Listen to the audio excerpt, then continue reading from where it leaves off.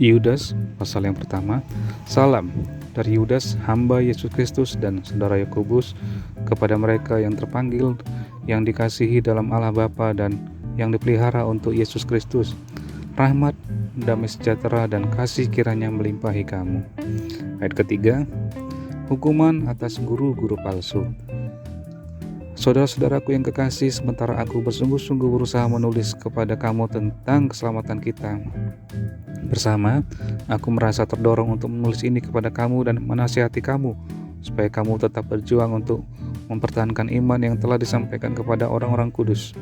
Sebab ternyata ada orang tertentu yang telah masuk menyelusup di tengah-tengah kamu, yaitu orang-orang yang telah lama ditentukan untuk dihukum. Mereka adalah orang-orang yang fasik, yang menyalahgunakan kasih karunia Allah kita untuk melampiaskan hawa nafsu mereka, dan yang menyangkal satu-satunya penguasa dan Tuhan kita Yesus Kristus.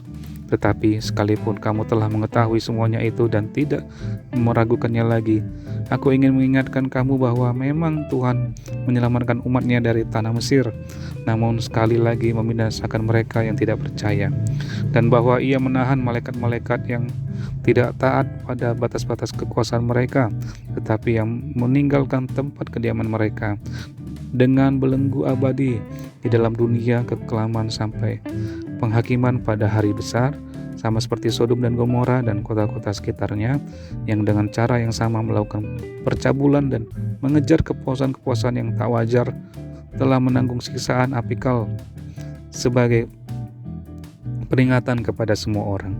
Namun demikian, orang-orang yang bermimpi-mimpian ini juga mencemparkan tubuh mereka dan menghina kekuasaan Allah serta menghujat semua yang mulia di surga.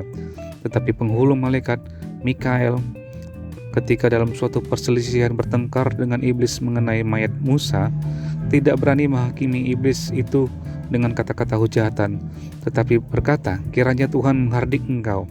Akan tetapi mereka menghujat segala sesuatu yang tidak mereka ketahui, dan justru apa yang mereka ketahui dengan nalurinya seperti binatang yang tidak berakal, itulah yang mengakibatkan kebinasaan mereka.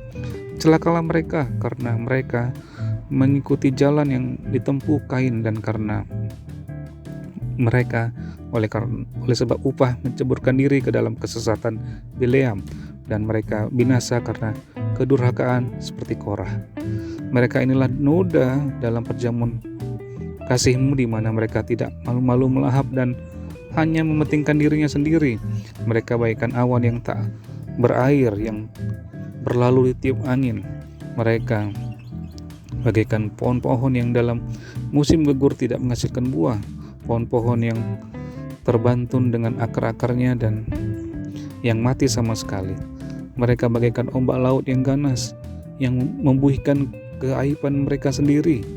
Mereka bagaikan bintang-bintang yang baginya telah tersedia di tempat dunia kekelaman untuk selama-lamanya. Juga tentang mereka, Henok, keturunan ketujuh dari Adam, telah bernubuat, katanya, sesungguhnya Tuhan datang dengan beribu-ribu orang kudusnya, hendak menghakimi semua orang dan menjatuhkan hukuman atas orang-orang fasik, karena semua perbuatan fasik yang mereka lakukan, dan karena semua kata-kata nista yang diucapkan orang-orang berdosa yang fasik itu terhadap Tuhan. Mereka itu orang-orang yang menggerutu dan mengeluh tentang nasibnya, hidup menuruti hawa nafsunya, tetapi mulut mereka mengeluarkan perkataan-perkataan yang bukan-bukan, dan mereka menjilat orang untuk mendapat keuntungan. Ayat ke-17, nasihat-nasihat untuk meneguhkan iman. Tetapi kamu, saudara-saudaraku yang kekasih, ingatlah akan apa yang dahulu telah dikatakan kepada kamu oleh rasul-rasul Tuhan kita, Yesus Kristus. Sebab mereka telah mengatakan kepada kamu, menjelang akhir zaman akan tampil pengejek-pengejek yang akan hidup menuruti hawa nafsu kefasikan mereka. Mereka adalah pemecah belah yang dikuasai hanya oleh keinginan-keinginan dunia ini dan yang hidup tanpa Roh Kudus. Akan tetapi kamu, saudara-saudaraku yang kekasih, bangunlah dirimu sendiri di atas dasar imanmu yang paling suci, dan berdoalah dalam Roh Kudus. Peliharalah dirimu demikian dalam kasih Allah, sambil menanti-nantikan rahmat Tuhan kita Yesus Kristus untuk hidup yang kekal.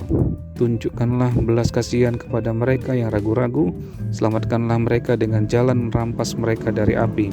Tetapi tunjukkanlah belas kasihan yang disertai ketakutan kepada orang-orang lain juga, dan bencilah pakaian mereka yang dicemarkan oleh keinginan dosa.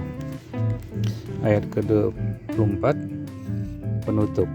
Bagi Dia yang berkuasa menjaga supaya jangan kamu tersandung, dan yang membawa kamu dengan tak bernoda dan penuh kegembiraan di hadapan kemuliaan-Nya, Allah yang Esa, Juru Selamat kita, oleh Yesus Kristus Tuhan kita. Bagi Dia adalah kemuliaan, kebesaran, kekuatan, dan kuasa sebelum segala abad, dan sekarang dan sampai selama-lamanya. Amin.